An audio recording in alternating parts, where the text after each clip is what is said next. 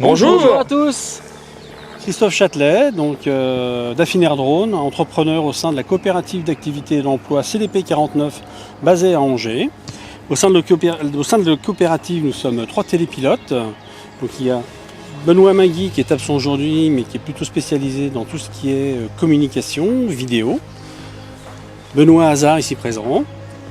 Benoît Hazard, enchanté. Donc je suis télépilote sous le nom de AZAR. Et ça fait une trentaine d'années que je travaille dans les monuments historiques en taille de pierre.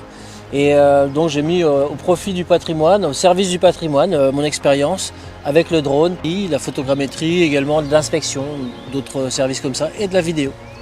On essaie de développer justement un ensemble de services au sein de la coopérative, donc photogrammétrie, inspection technique, de toiture, d'ouvrage, avec une spécialisation sur les bâtiments monuments historiques, on va dire. Et donc aujourd'hui, on est venu sur le site du viaduc de Barbin, donc entre Mortagne-sur-Sèvre et Saint-Laurent. Avec Marc. Avec Parc, Volonté. VLT Drone 9, bah oui. Moi je suis en place depuis, ça va faire presque 2 ans, en même temps à peu près que toi. On s'est formé en 2020, tout à fait. Voilà, oui. Je suis pareil, je fais plutôt de la photo, de la vidéo, du thermique et du démoussage de toiture et ravalement. Voilà, exactement. Vous êtes basé plutôt sur... Alors moi je suis basé à Cholet, Saumur. Et puis le Puy du Fou. Voilà. On va dire des régionaux de l'étape quand même. Et moi j'essaie de développer une activité plutôt orientée photogrammétrie et inspection technique. D'accord. Okay. D'où le sens de l'exercice aujourd'hui, donc au viaduc de Barbin, pour essayer de faire un exercice, donc c'est un exercice de modélisation 3D donc de ce bel édifice. Donc viaduc de Barbin, pour rappeler en fin de compte, donc elle a été édifiée donc en 1904. Oui. Bien ça. Jusqu'en 1907. Achevé en 1907. Voilà. Au départ, c'était une ligne qui partait donc de Cholet en direction de Fontenay-le-Comte, et puis qui a été bombardée pendant la guerre 39-45. Il y a un des piliers d'ailleurs qui a été reconstruit entièrement et qui n'a après jamais été utilisé pour le transport de voyageurs. Et plus c'était de la marchandise qu'on mettait dessus et pas plus. D'accord, et qui a été remise, je dirais, en état et au goût du jour avec l'activité du Puy du Fou.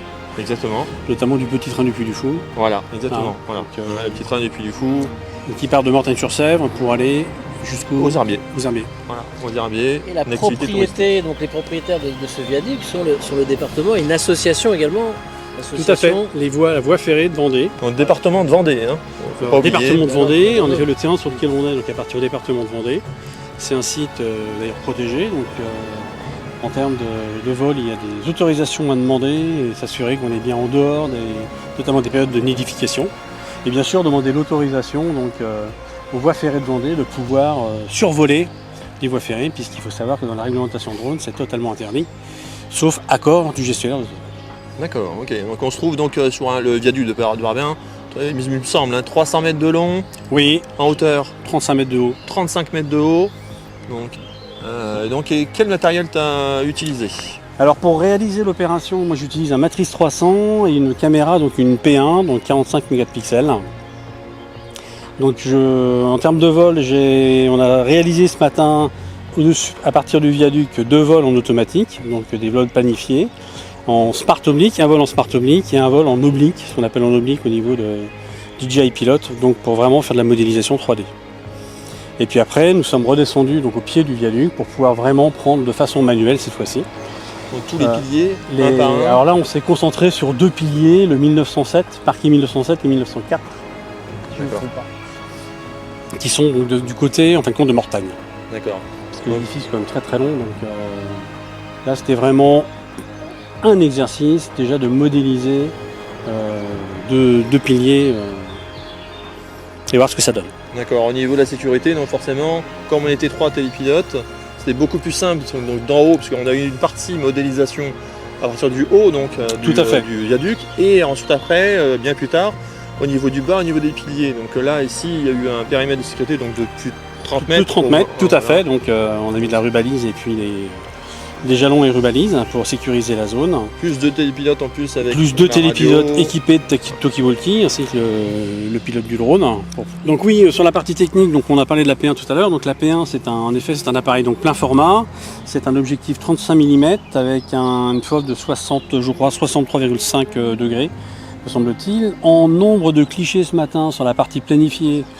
Donc quand on a parlé de l'oblique, en oblique il y avait à peu près 1000 photos, en smart oblique ça va être à peu près 450 clichés, et en manuel, alors j'ai pas fait le compte mais je pense que je dois être dans un tour de 750 clichés.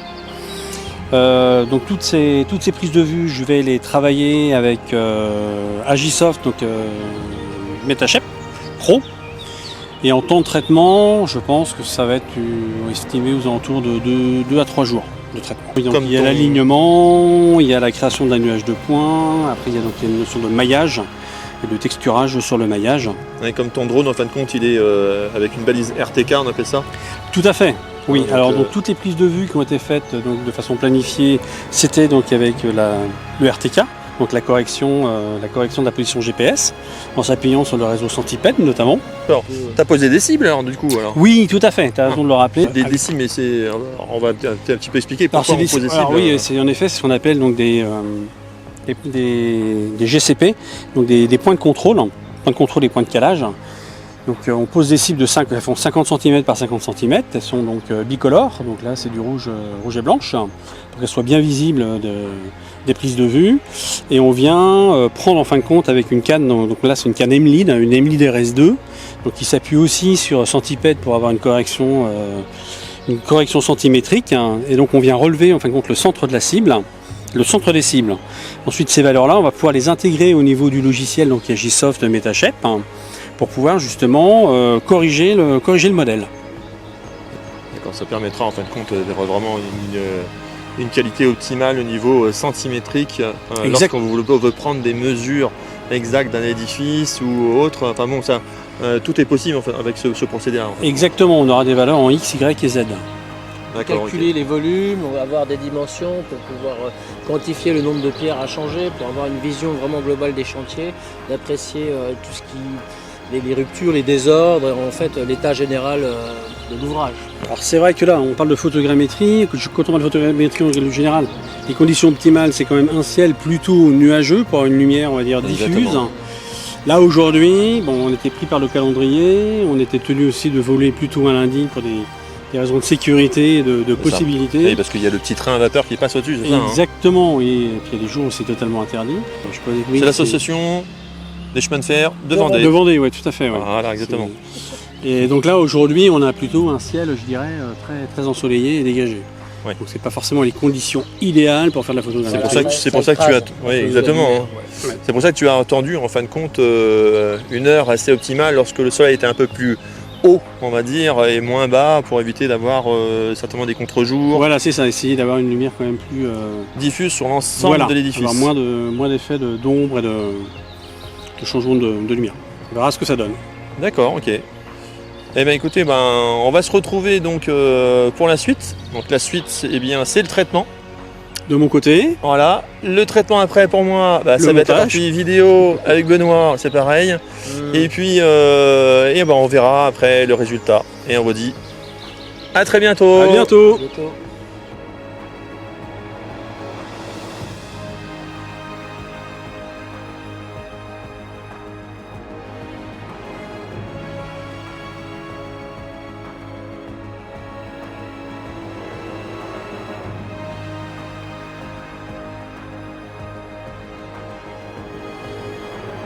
Donc pour la génération de l'arche, donc on a fait un focus sur 2 arches, donc à partir de photos qui ont été prises donc manuellement, un total de 213 photos, avec un GSD de 2,87 mm. À partir de là, j'ai généré donc un nuage de points haute qualité de 108 millions de points, et ensuite donc un maillage de 17 millions de faces avec un texturage.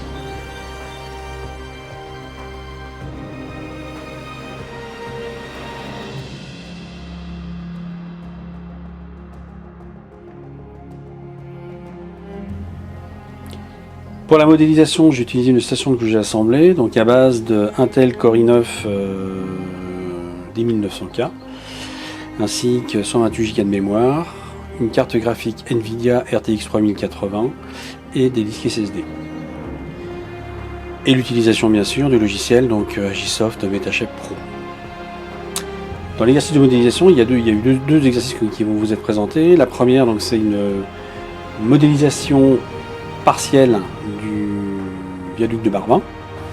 Donc, pour ce faire, j'ai utilisé 914 photos, donc, qui ont été réalisées à partir de la planification, notamment oblique, avec une résolution de 9 mm par pixel.